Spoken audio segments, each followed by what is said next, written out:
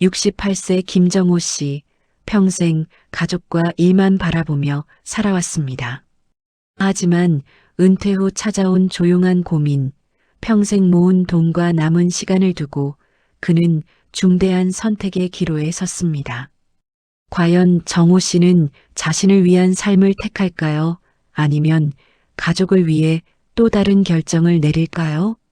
김정호 씨는 그의 인생에서 가장 조용하지만 중요한 하루를 맞이하고 있었습니다. 평생 일해온 공장에서 정년퇴직을 한 날이었기 때문입니다. 창밖에는 봄 햇살이 부드럽게 비쳤습니다. 빛은 따뜻했지만 마음은 무겁게 느껴졌습니다. 정호 씨는 오랫동안 성실하게 살아왔습니다. 젊은 시절에는 가족을 위해 모든 것을 포기했고 자신을 위한 시간은 거의 없었습니다. 쉬는 날에도 공장일 생각이 뇌리를 떠나지 않았지요. 그렇게 40년이 흘렀습니다. 눈 깜짝할 사이에 아이들은 자라 성인이 되었고 아내는 몇 년 전 세상을 떠났습니다. 남은 건 자신과 평생 모은 3억 원뿐이었습니다. 거실 소파에 앉아 통장을 바라보던 그는 한숨을 내쉬었습니다. 숫자는 분명히 적지 않지만 마음은 편하지 않았습니다. 이제 그 돈을 어떻게 써야 할지 몰랐습니다. 자식들을 위해 남겨야 할까요?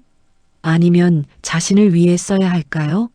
생각이 복잡하게 얽히며 머리가 아팠습니다. 정호 씨는 어린 시절 사진을 꺼내 들었습니다.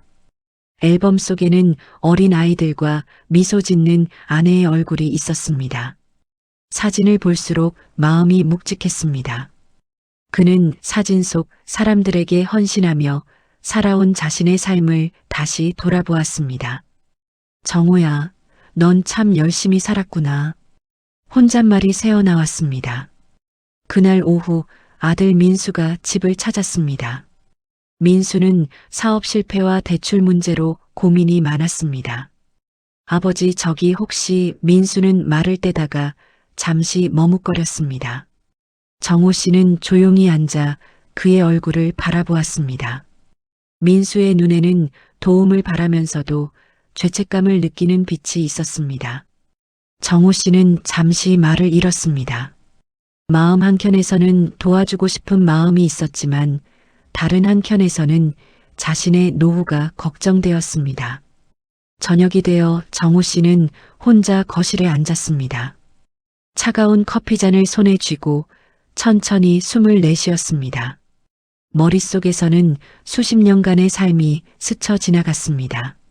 젊은 시절 휴가 대신 일을 선택하고 주말에도 가족과 함께 시간을 보내지 못했던 기억, 모든 선택이 가족을 위한 것이었음을 깨닫습니다. 그런데 이제는 그 선택의 대가가 자신에게 돌아오고 있었습니다. 그는 책장을 천천히 넘기며 아내 순자의 편지를 발견했습니다. 글귀 하나가 눈에 들어왔습니다.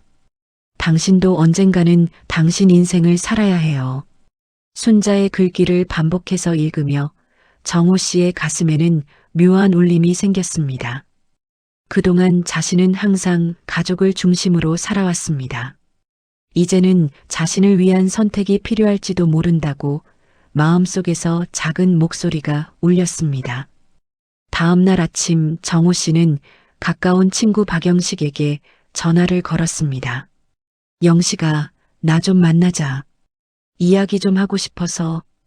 영식은 은퇴 후 여행과 사진, 취미로 활기찬 생활을 하고 있었습니다.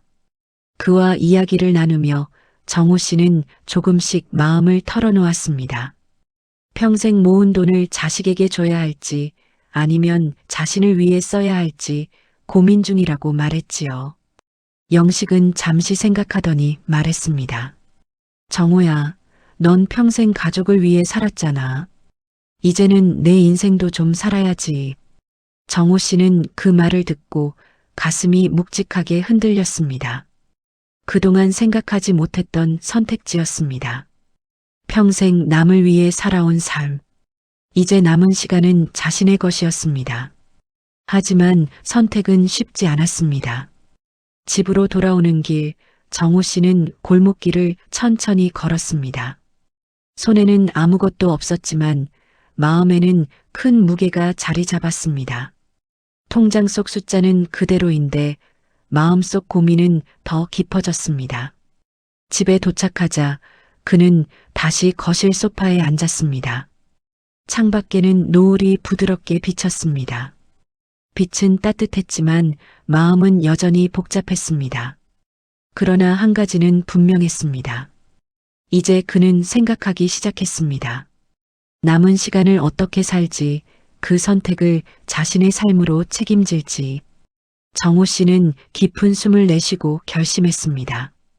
이 고민은 단순한 돈 문제를 넘어 자신이 살아온 인생과 앞으로 살아갈 시간을 결정짓는 문제였습니다. 그날 밤 정호 씨는 통장을 다시 펼쳐들고 한참을 바라보다가 결국 한 통의 전화를 걸기 위해 조용히 번호를 눌렀습니다. 그 전화의 상대가 누구였는지는 아직 아무도 모릅니다. 여러분은 어떤 인생을 살고 계십니까? 정호 씨처럼 인생의 후반부에서 가족을 위해서 여전히 나의 삶을 희생해야 할지 고민하고 계시지는 않습니까? 이어지는 이 편을 통해 정호 씨의 인생이 어떤 길을 맞이하는지 확인하시기 바랍니다.